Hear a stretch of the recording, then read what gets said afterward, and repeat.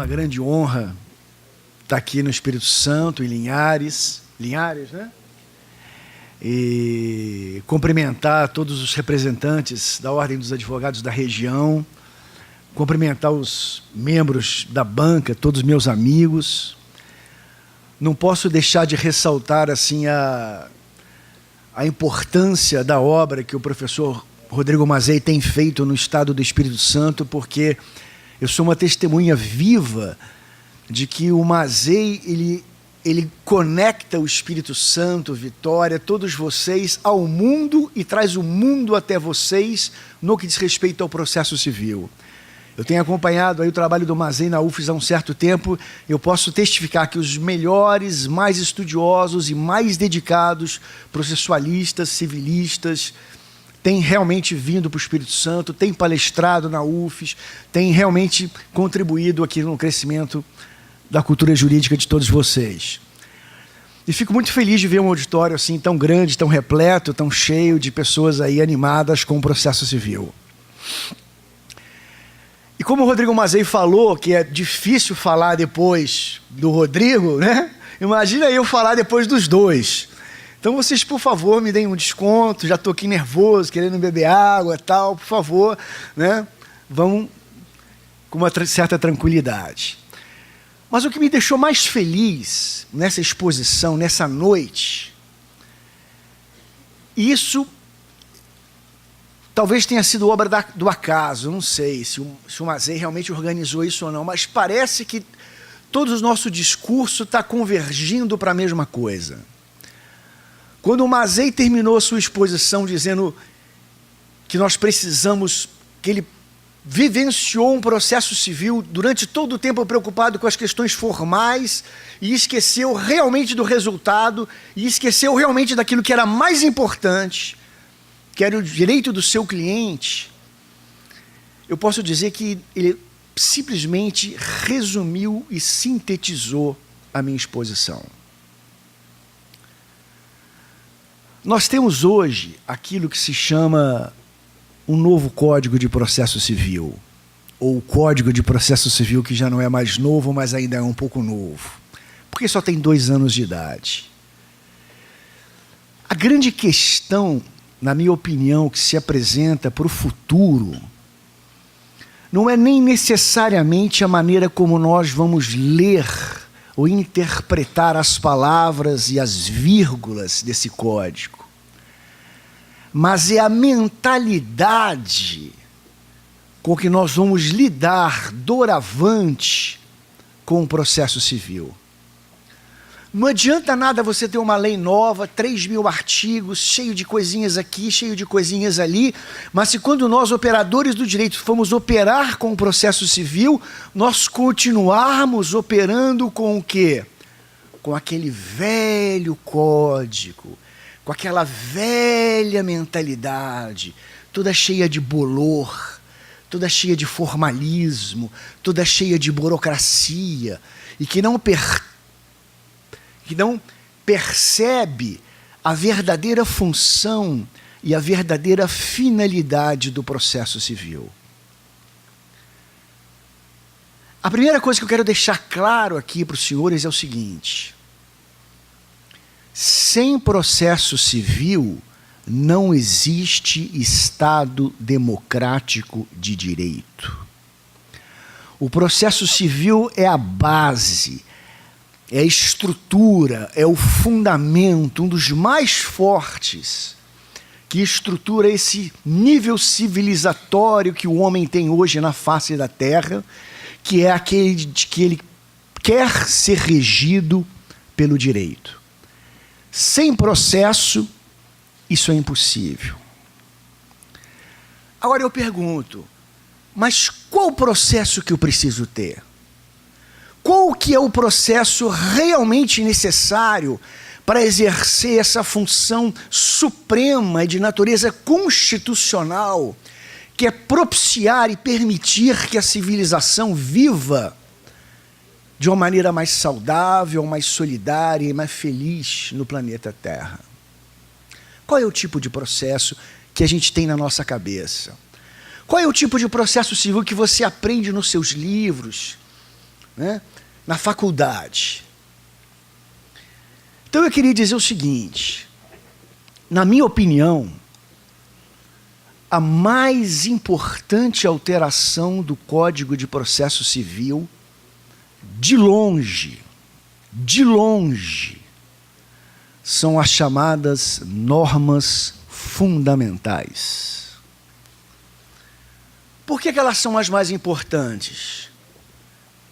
Porque elas são os fundamentos. Se por acaso a gente tentar destruir um prédio, né? Tem algum prédio aqui em áreas de 15 andares ou não? Mas talvez 10, 5, 6, por aí. Tenta destruir esse prédio. Como é que você vai fazer? Você pega um martelinho, né? Põe uma escada, sobe lá na escada e começa a martelar o prédio lá de cima. Pá, pá, pá, pá, não é? Depois de uns 5, 6, 7 anos, você chega no último tijolinho e ele caiu. Esse é um sistema. Mas existe uma outra maneira muito mais forte, muito mais eficiente de você destruir um prédio, que é qual? Destrói os seus fundamentos. Vocês já viram no YouTube a destruição lá do Carandiru, em São Paulo, quando ele foi implodido? Era um prédio gigantesco lá, a prisão, aquela coisa imensa. Em segundos ele fez assim, ó. Uf. Por quê? Porque eu fui lá e ataquei os fundamentos. Implodiu toda a estrutura. Se o processualista moderno não tiver introjetado dentro do seu coração, não tiver introjetado dentro da sua mentalidade, não conseguir perceber para que existe o processo civil, e não conseguir perceber que esse processo civil está estruturado em cima de fundamentos e de bases sólidas, eu sinto dizer que nós podemos estar aqui talvez daqui a 20 anos falando do velho, novo processo civil que não resolve nada e que fica parado nos pressupostos processuais e nas famosas condições da ação.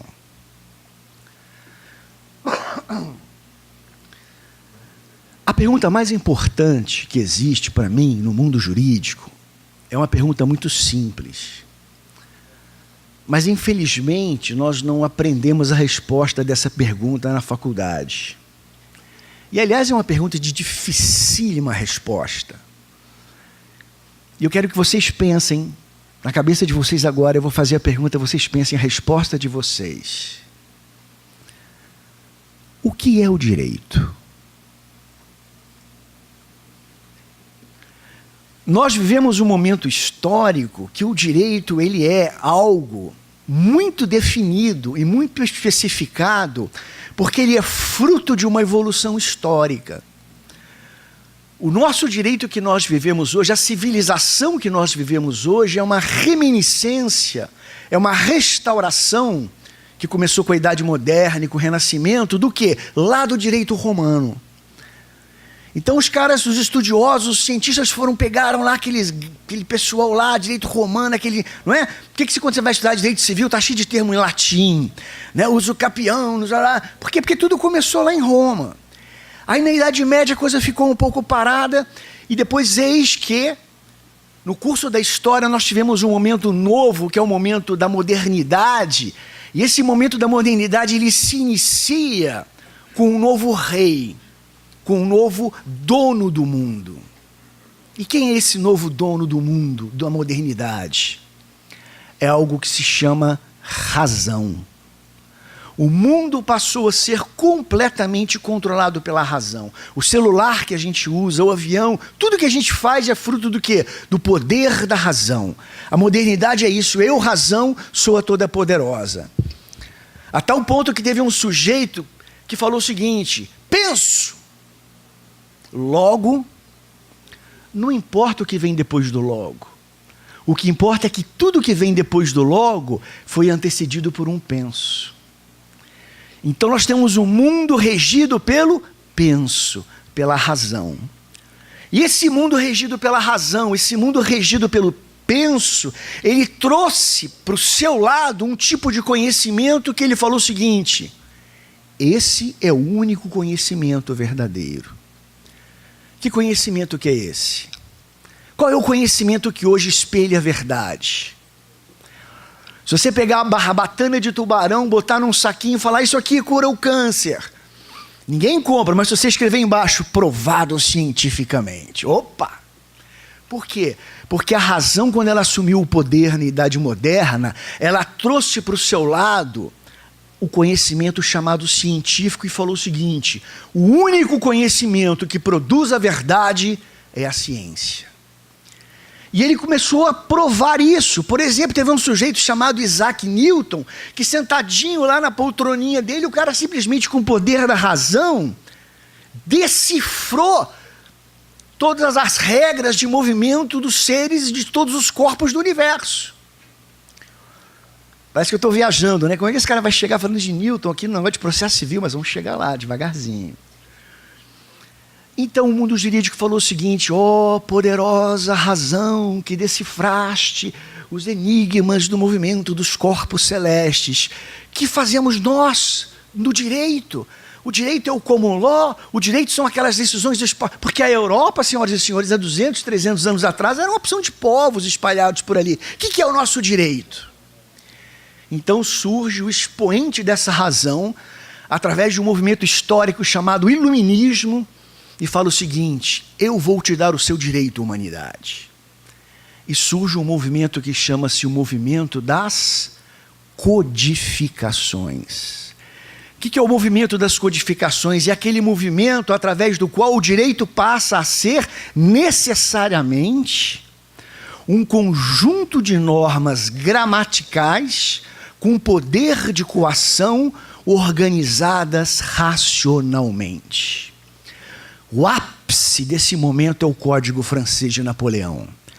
O Código Francês de Napoleão é uma obra-prima da capacidade da racionalidade do homem, porque simplesmente aqueles homens que estavam sentados ali, eles olharam para toda a experiência da vida humana e racionalizaram em letras, em códigos. Você abria e falava assim: o que é a vontade? Vontade é isso. O que é contrato? Contrato é isso. Como é que é o caso? O caso é assim. O casamento é nulo? Está tudo aqui. Então o direito, ele passou a ser o quê? Ele passou a ser um conjunto de normas. Um conjunto de normas legais. E a partir do momento em que esse direito passou a ser conjunto de normas legais, e todos nós passamos a identificar o direito necessariamente com códigos, corremos um grande perigo. Qual foi? Foi o desligamento da realidade. Porque o direito, ou cientista do direito, ou estudioso do direito, ao invés de ficar lançando os olhos para a realidade, como uma lei deveria ter feito, com o resultado de que aquele processo vai trazer para o cliente dele, não, ficou com os olhos colocados aonde? Naquele conjunto de normas todas bem engendradas, racionalmente, logicamente. A tal ponto que um dos maiores autores de todos os tempos da nossa modernidade, chamado Hans Kelsen, disse o seguinte: olha, eu vou lançar a teoria pura do direito. O que é a teoria pura do direito? É dizer o seguinte: o direito é só isso.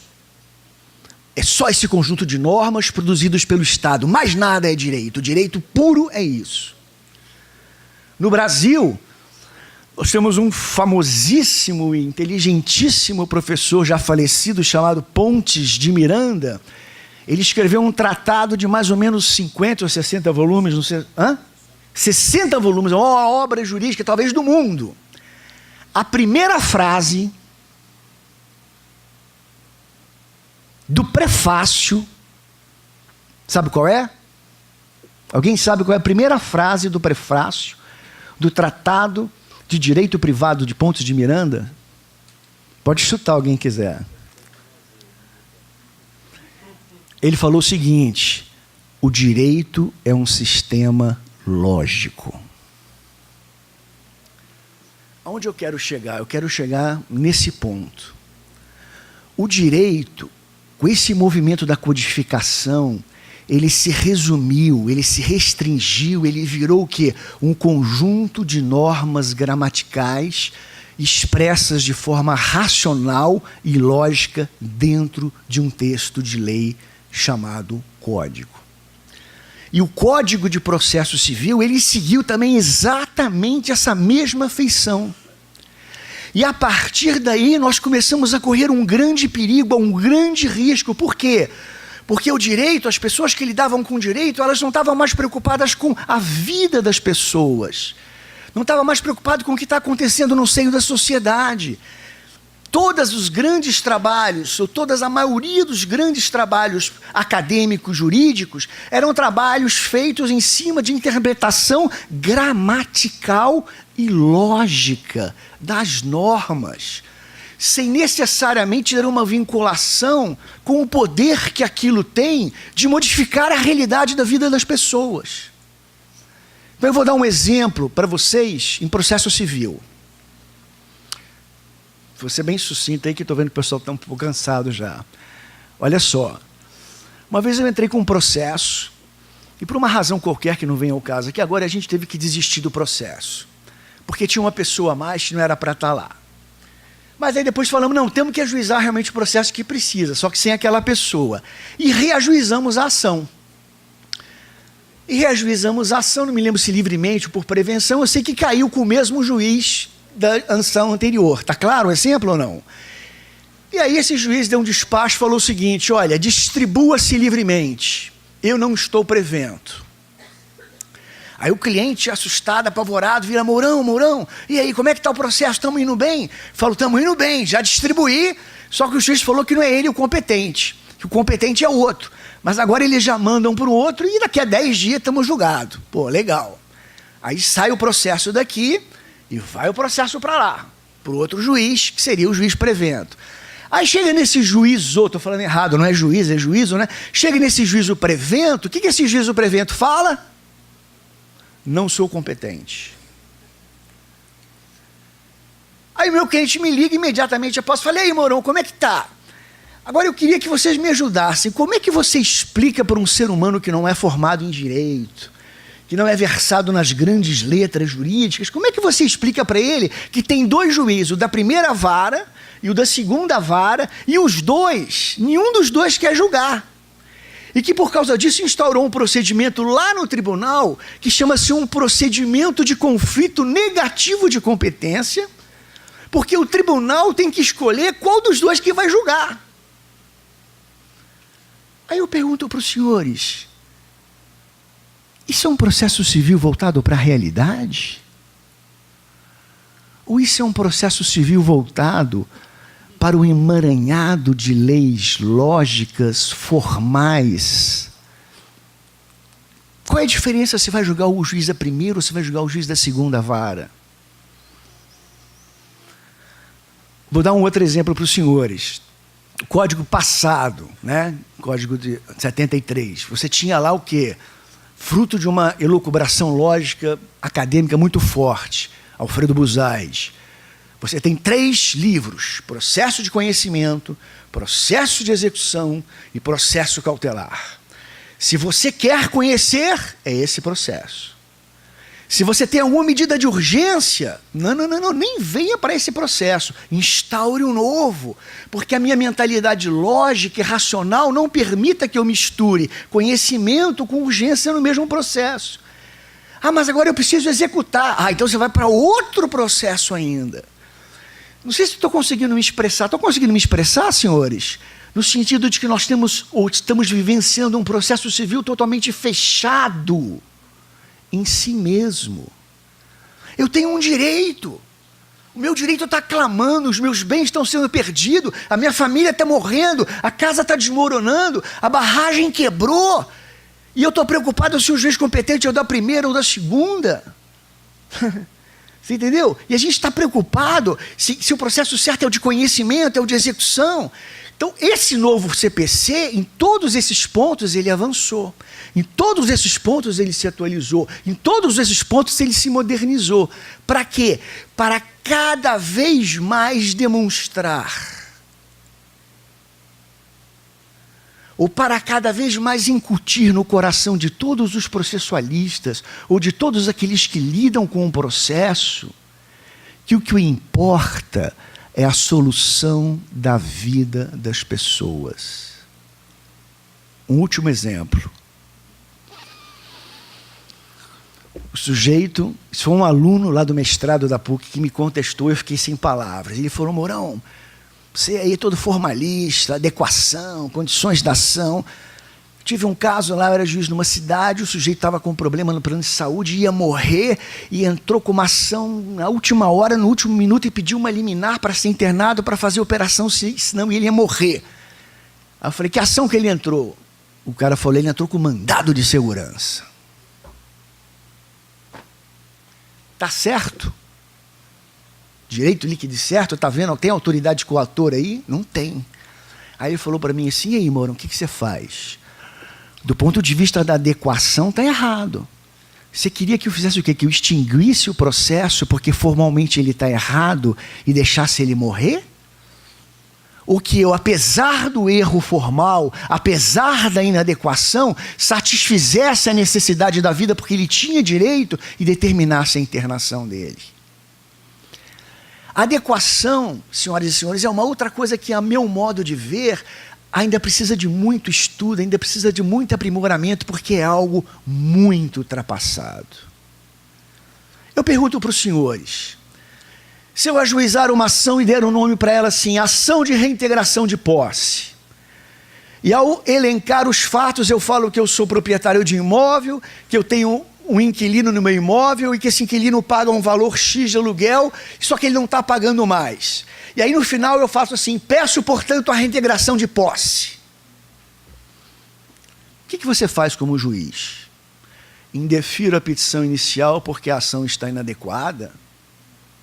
Ou tenta dar uma emendada, arrumar? Quer dizer, que processo civil nós temos? Que processo civil nós queremos? Então, já agora caminhando para o final, eu quero dizer o seguinte: a minha visão de que o processo promulgado em 2015, ele não visa apenas mudar o prazo para dizer que agora não tem mais prazo correndo no fim de semana, ou para dizer que agora a desconsideração tem que ser citada. Não. Ele é um processo para mudar a nossa mentalidade, a partir das normas fundamentais, e nos fazer perceber que o processo civil tem uma finalidade. O processo civil ele tem uma função constitucional. O processo civil ele tem uma importância estrutural na minha vida e na sua vida. E essa função ela é medida pela capacidade que esse processo vai ter de resolver a situação da minha vida e a situação da sua vida. E essa situação que eu chamo da minha vida e que eu chamo da sua vida, o Código de Processo Civil tem um nome técnico para isso que chama-se mérito. O que é o mérito? Os senhores sabem o que é o mérito? Mais ou menos, pode dar um chute aí? O mérito é a lide, é o problema, é o contrato de locação, é a criança que está sem a pensão do pai, é o médico que você precisa ir, é a casa que está desmoronando, é as coisas que acontecem na nossa vida. Então, como eu estou sem o código aqui e a minha leitura não é muito boa, eu vou pedir aos senhores, quem puder abrir um código aí e ler para mim rapidamente, o artigo 4º do novo CPC.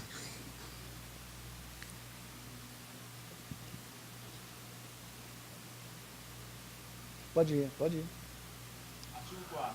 As partes têm o direito de obter, em prazo razoável, a solução integral do mérito, incluída a atividade satisfatória. As partes têm o direito de quê? De, em prazo razoável, ter a resolução integral do mérito. Quando você instaura um processo, qual é o seu maior direito? É o direito de que o judiciário julgue o mérito. É o direito de que o judiciário resolva o mérito e não fique parado, não fique limitado, não fique cerceado em questiúnculas formais que muito mais atrapalham a prestação jurisdicional do que resolvem a vida das pessoas. E isso é uma norma fundamental. por favor, 139, inciso 9. Que eu estou falando aqui, eu estou falando na lei, né, gente? Né? Por favor. 139. O juiz dirigirá o processo conforme as disposições deste código, incumbindo-lhe. O juiz dirigirá, incumbindo-lhe, inciso 9. Determinar o suprimento dos pressupostos processuais e o saneamento de outros vícios processuais. Determinar o saneamento de todos os vícios processuais. Alguém aqui quer ser juiz? Então, se você quer ser juiz, já incuta isso no seu coração, que o dia que você passar no concurso e assumir lá o teu poder de direção, um dos teus deveres vai ser o quê? Tentar corrigir todos os vícios. Porque o seu objetivo não é extinguir o processo sem julgamento do mérito. Não é o processo civil moderno, não é o processo civil que visa a extinção do processo sem julgamento de mérito. O processo civil moderno é um processo civil comprometido com os direitos sociais e com o direito das pessoas. Depois, por favor, 277.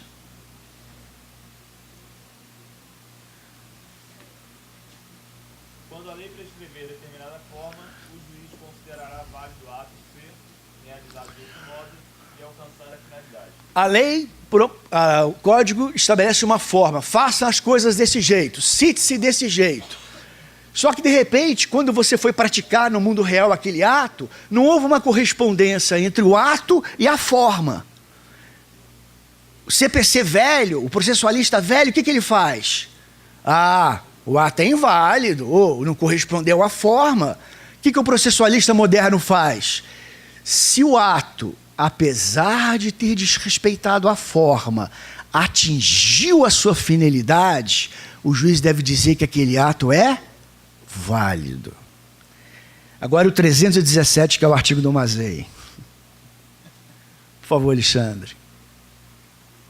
Antes de proferir decisão sem exorção de mérito, o juiz deverá conceder à parte oportunidade para, se possível, corrigir isso. O juiz está lá, vai julgar, viciadaço, né? Passou a escola inteira aprendendo o que é pressuposto processual e condição da ação, o que é nulidade, o que é forma. O cara é obcecado. Tudo que ele vê, ele fala é nulo. Ele olha um cachorro e fala, cachorro é nulo. Tudo que ele olha é nulo, é nulo, é nulo, é nulo, é nulo, né? Aí, de repente, novo CPC, ele vê uma decisão e fala, é nulo, é nulo, é nulo, é nulo. Só que aí ele lembra do 377 e fala assim, antes, sabe aquela compulsão assim? Você vê a torta de morango, né? A torta de morango ali te chamando, aí você lembra, antes faça o quê? Dá oportunidade, aí é a cooperação. Dá oportunidade para quê? Para arrumar, para corrigir. Portanto, eu quero acabar minha exposição para falar duas coisas. Muito mais do que um novo texto de lei, nós temos que ter uma nova mentalidade. Nós temos que ter uma nova maneira de perceber o processo civil e que ele existe como uma garantia constitucional inarredável do Estado democrático de direito e que ele tem uma finalidade: a resolução integral do mérito. Só vou acabar dando um exemplo aqui, não sei se o exemplo vai ficar bom ou não, mas é o seguinte. Há mais ou menos 2000 anos atrás, tinha um pessoal reunido numa sinagoga judaica e tinha um cidadão lá que ele tinha um problema na mão. Ele tinha a mão ressequida. Essa história está no meu Evangelho, vocês conhecem? Alguém aqui conhece o Evangelho? Então, ninguém conhece o Evangelho? Pelo amor de Deus. Tinha a mão ressequida, o nosso amigo aí da mão ressequida. É isso aí, não é? E aí, só que lá tinha um problema sério, lá no povo judaico, que era o seguinte, a lei judaica, e era sábado. E não podia curar no sábado. Então você tinha um choque de valores. Você tinha um homem doente, com a mão ressequida, que precisava de cura, e do lado de cá você tinha uma regra formal que dizia o seguinte, pode curar todo dia, menos no sábado. Aí Jesus, muito esperto, levanta e fala assim, e aí? O que eu faço?